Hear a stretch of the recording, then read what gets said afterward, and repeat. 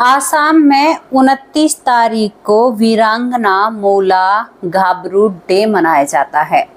इस दिन आसाम के लोग बहुत खुश होते हैं, आपस में चर्चा करते हैं कि अगर ये दिन ना होता तो शायद आज हमारे अस्तित्व इस दुनिया के नक्शे से गायब हो जाता। लोग बहुत प्रसन्न होते हैं और एक वीरांगना के ऊपर यहाँ पर बहुत बड़ा दिन सेलिब्रेट किया जाता है। आप लोगों से पूछना चाहती हूँ कि कितने लोगों को पता है कि आसाम में 29 मई को वीरांगना मूला गाबरू डे मनाया जाता है? कितने लोगों को पता है? जरूर मुझे कमेंट बॉक्स में अपनी राय लिख कर भेजना। दोस्तों, जब हम किसी महिला की छवि, जो दबंग महिला, अच्छी ही, जिसने देश के लिए लड़ाई करी हो या कुछ भी हो, तो हमारे दिमाग में एक नाम आता है, झांसी की रानी। झांसी की रानी ने अंग्रेजों को लोहा मनवा दिया था। वो एक ऐसी रानी थी जिसने पीठ पर अपने बेटे को बांधकर और उसने उन लोगों को चुनौती दी थी जो बड़े दुरंगी, जिनकी आत्माएं बहुत गंदी थी, जिनकी सोच बहुत गंदी थी, उन लोगों को हमारी झांसी की रानी ने मुंह तोड़ जवाब दिया था। बात वो और है कि अपनों ने दगा किया, पीठ पर खंजर मारा, लेकिन रानी, झांसी की रानी, सच में ही जब भी किसी हिम्मती और साहसी महिला अगर हमें कहीं पर मिल जाती है तो हम एक ही नाम देते हैं, झांसी की रानी। इसी तरह से आसाम में भी एक नाम दिया जाता है, मूला। अरे तुम तो मूला छत्रानी हो, तुम तो मूला की तरह बहुत दबंग हो। तो दोस्तों, क्या थी इस मूला रानी की कहानी? कौन थी ये मूला? किसकी बेटी थी, किसकी पत्नी थी, और कौन सा ऐसा काम किया था जो आसाम में इनके नाम का एक दिन मनाया जाता है? और कहा जाता है कि अगर मूला ना होती, यहाँ पर श्री महारानी मूला ना होती, तो आसाम का नक्शा इस दुनिया की, कहते हैं ना कि नक्शे से मिट जाता। पूरी कहानी को विस्तार से सुनना। कहते हैं वीरांगनाएं ऐसे ही पैदा नहीं होती, वीरांगनाएं ऐसे ही नहीं मिलती है। बहुत त्याग और तपस्या और बल और शक्तिशाली होना पड़ता है, धैर्य रखना पड़ता है, अपने नियमों को साधन करके रखना पड़ता है। आज की तरह की वीरांगनाएं नहीं है। आज देखो लड़कियां क्या कर रही हैं। आज लड़कियां फोन पर चैट, व्हाट्सएप पर चैट, लड़कों से बात करना, इससे कहाँ फुर्सत है? कहाँ वो दबंग बनेंगे? कहाँ पर वो दुनिया को दिखाएंगे कि हम भी कुछ हैं? वीरांगनाएं तो वो थी जहां उनका, कहते हैं कि उस समय में, जिस समय में महिलाओं को कुछ माना नहीं जाता था, उस समय में महिलाएं इतने बड़े बड़े युद्ध कर लिया करती थी। चलिए आपको आसाम की घाटियों में लेकर चलते हैं। सन 1532 से पहले लेकर चलते हैं। 1532 में यहाँ पर एक है अहोम राजा के राज्य में, जिसका नाम राजा सुम्पिका, जिसकी बेटी का नाम यहाँ पर मूला गाबरू होता है। मूला गाबरू बहुत ही हिम्मती और साहसी लड़की थी, यानी वो बचपन से ही राजकुमारियों वाली जिंदगी नहीं जीती है। इसके बाबा जो अहोम राजा सुम्पिका हमेशा सोचते थे कि मेरी बेटी का क्या होगा, ये मर्दों की तरह जीती है। यहाँ पर जो मूला होती है वो बिल्कुल भी इस जीवन को पसंद नहीं करती है। हमेशा उसकी नजर रणभूमि में लगी रहा करती थी, वहां पर ध्यान रखा करती थी जहां पर अभ्यास किया जाता है युद्ध के लिए, तलवारबाजी, ये सारी चीजें सीखी जाती हैं। मूला की नजरें हमेशा वहीं पर होती हैं। धीरे धीरे बेटी बड़ी हो जाती है और कब खेलते कूदते और ये युद्ध का बहुत अभ्यास करती है। तलवार चलाना, हर युद्ध में ये निपुण थी। धनुष युद्ध में, तलवार चलाने में, सारे अस्त्र शस्त्र इसको चलाने आया करते थे, जो मूला राजकुमारी होती है। जब इसके पिता इसको बड़ी होती हुई देखते हैं तो सोचते हैं अपनी राजकुमारी की शादी कर दो। शादी होने के बाद घर तो सभी को बसाना होता है। दोस्तों, मूला की एक सेनापति फ्रांसेन गमुंग बुरधोइन से करते हैं, जो बहुत अच्छे यानी राजकुमार थे और बहुत अच्छी इनकी रणनीति थी, मतलब बहुत अच्छा राजपाट होता है। असम की ये बात होती है। मूला की शादी जब उसके घर में हो जाती है तो वो दुल्हन बनकर दूसरे राज्य में चली जाती है। दोस्तों, वहां पर अपनी जिंदगी को बहुत बेहतर तरीके से बिताने की कोशिश करती है।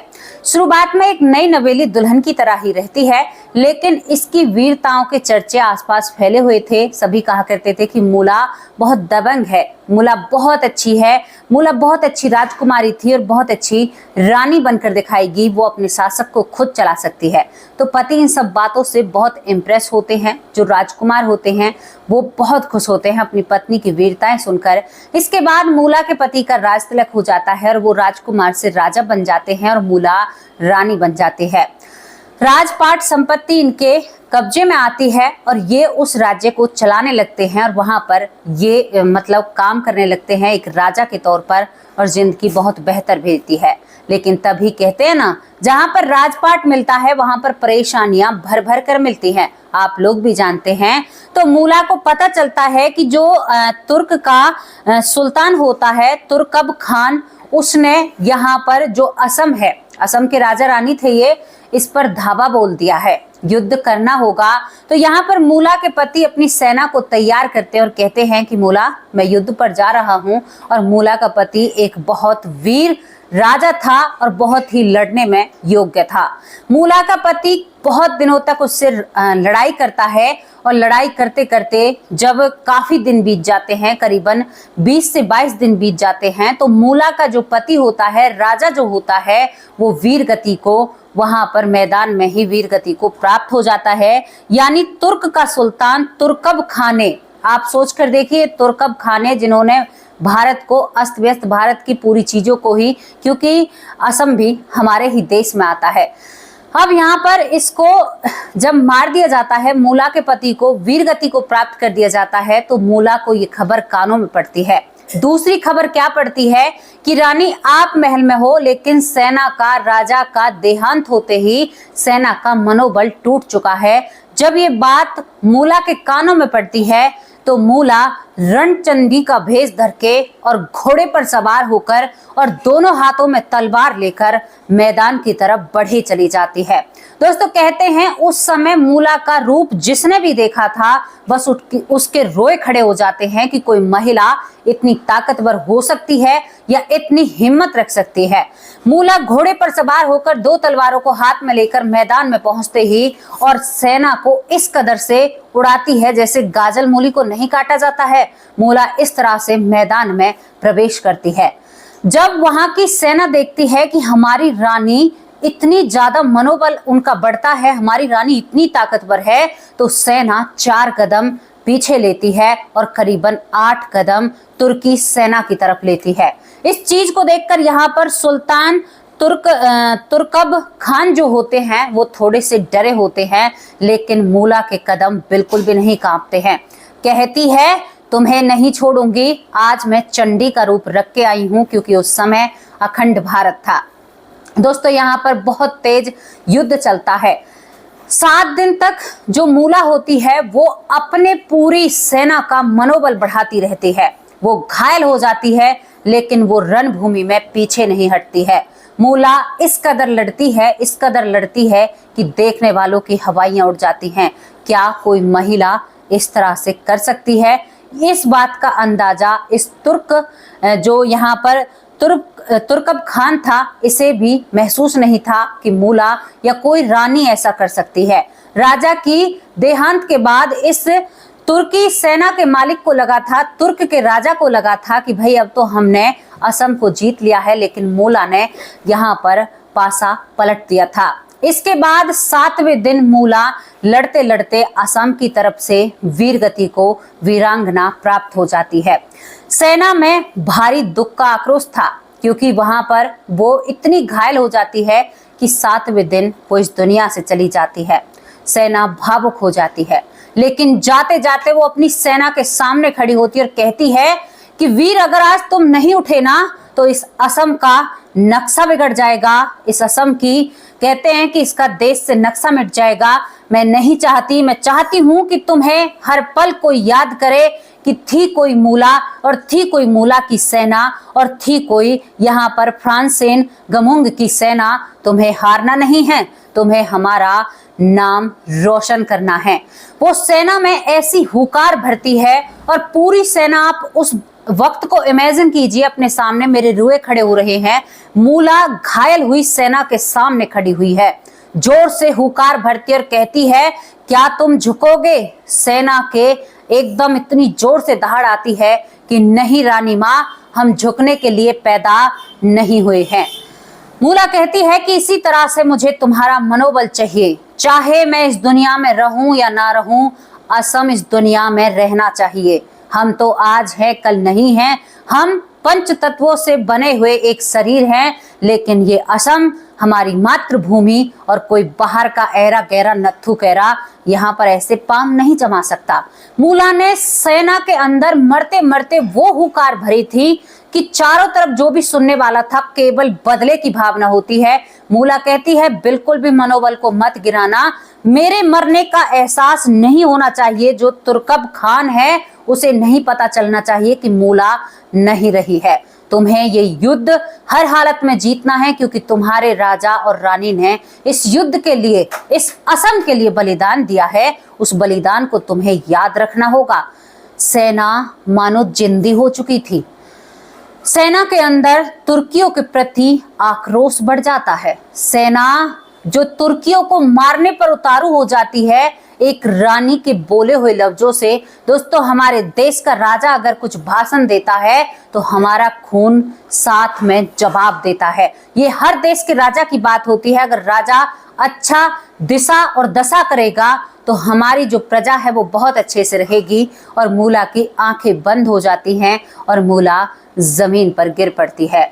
रानी जी को उठाया जाता है और उनके कक्ष में लिटा दिया जाता है। सुबह होती है और सुबह इस असम की सेना ने, मूला की सेना ने आज अपने जो अस्त्र शस्त्र हैं वो बड़ी अच्छी तरह से धार दिए हैं, धार पहनाई है उनमें।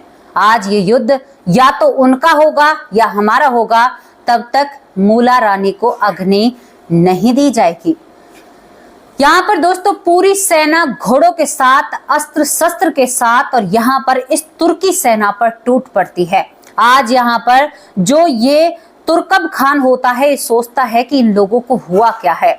एक एक सेना 10-10 लोगों को ऐसे उड़ा रही थी। जो हिम्मत साहस उनमें पहले आना चाहिए था वो आज आया। और दोस्तों एक दिन में इस युद्ध की समाप्ति कर दी जाती है। यहाँ पर तुर्कब खान को इस दुनिया से दूर भेज दिया जाता है, उसे भेज दिया जाता है दूर। और असम की जो सेना, मूला की जो सेना, यहाँ पर फ्रांसेन गमुंग की जो सेना होती है वो इस युद्ध को जीत जाती है। असम का नक्शा कोई मिटाने वाला पैदा नहीं होता।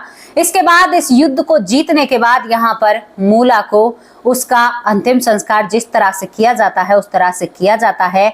और दोस्तों यहाँ पर मूला, श्री महारानी मूला, जिनके नाम पर 29 मई को वीरांगना मूला गबारू डे मनाया जाता है, जिसे बड़े प्रसन्न होकर असमवासी मनाते हैं, बहुत खुश होकर मनाते हैं और बहुत खुश होते हैं इस बात से कि अगर मूला नहीं होती तो हमारा कोई अस्तित्व होता ही नहीं। अगर उस दिन तुर्की सेना जीतती तो आज असम का रूप रंग और होता।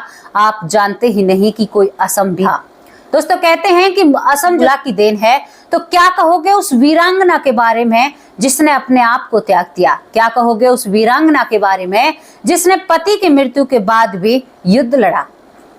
कितनी साहस जुटानी पड़ती है पता है आपको?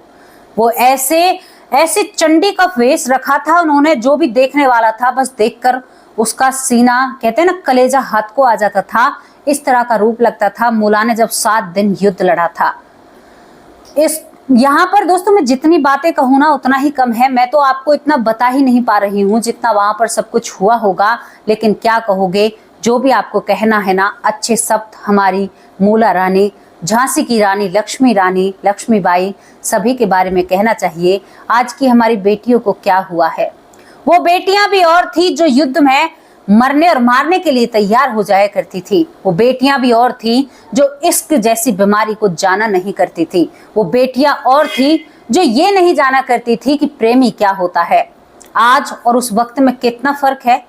आजादी हमें मिल तो गई, लेकिन कैसी आजादी, हम और भी बर्बाद होते जा रहे हैं। मैं बेटियों से खास कर कहना चाहती हूँ, तुम अनारकली मत बनो। मैं नहीं चाहती कि तुम अनारकली बनो। मैं नहीं चाहती तुम यहाँ पर लैला बनो, नहीं चाहती। बेटियों से कहती हूँ कि बिल्कुल भी नहीं चाहती। कौन थी अनारकली, कौन थी लैला, उनका तुम पढ़ो। वो कौन थी? क्या तुम अनारकली बनना चाहती हो? क्या तुम यहाँ पर ये कोई चीज है? बनो तो झांसी की रानी बनो, मूला बनो, मूला रानी बनो, झांसी की रानी बनो, अनारकली ही बनकर रहोगी।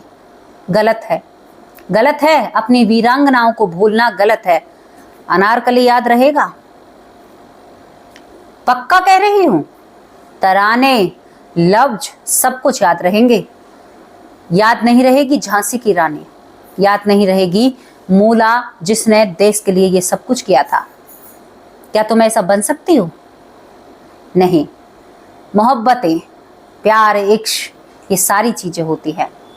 कोई झांसी की रानी नहीं बनना चाहती, कोई झांसी की रानी नहीं बनना चाहती, लेकिन लैला सब बनना चाहती है, सब बनना चाहती है लैला। झांसी की रानी के लिए तलवार उठानी पड़ती है और लैला बनने के लिए पत्थर खाने पड़ते हैं।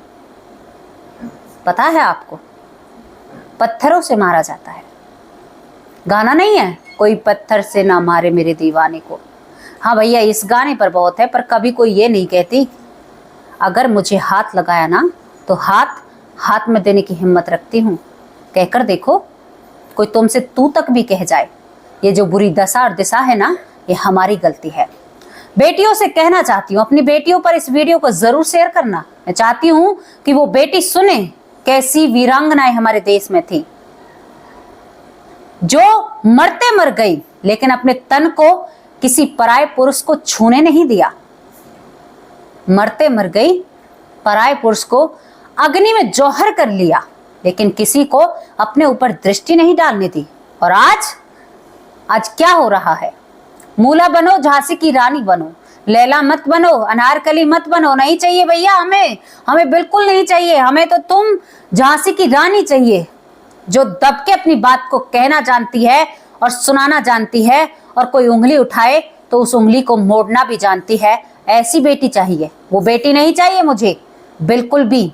सब अपनी बेटियों के पास इस वीडियो को जरूर पहुंचाना, और उनसे कहना चाहती हूँ कि अपने हक के लिए खड़ा होना सीखो। कभी भी ऐसा मत करो। गलती, गंदी हरकत तुम्हें बर्बाद कर कर छोड़ देंगी, और कुछ नहीं होगा। कैसी लगी दोस्तों आपको मूला कि ये महारानी मूला की गाथा, जिसके ऊपर असम बहुत गर्व करता है, तो हमें भी गर्व करना चाहिए। क्या करें, अब तो चीजें बढ़ चुकी हैं। अब आप लोगों से विदा लेती हूँ, शाम को हाजिर होंगे आप सभी लोगों के नाम के साथ। तब तक के लिए नमस्कार, जय हिंद, जय भारत।